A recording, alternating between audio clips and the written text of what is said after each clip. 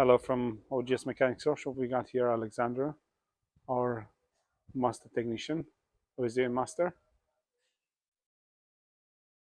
Hello, Alex. Okay, so we've got this Saab, and the car came in with the oil pressure flickering, and we knew straight away it's going to be a problem with oil pressure. And because this is a turbo engine, we've seen it many times, the oil strainer gets blocked. And we want to show you what we found when we dropped the sump. See, a lot of cardboard.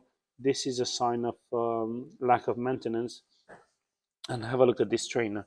So it's blocked pretty much all over. And when it sprays a bit, when it pulls a bit more oil, even this patch with it seems to know, okay, it gets blocked. So see what lack of maintenance can do? It can ruin the engine purely for oil service that is not done on time.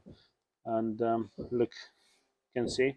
So from just general service, you can end up with massive repair cost and even complete engine failure. This is a case of a Saab 9395 with a turbo engine that it gets overheated, but it can, lack of servicing, it can affect any vehicle.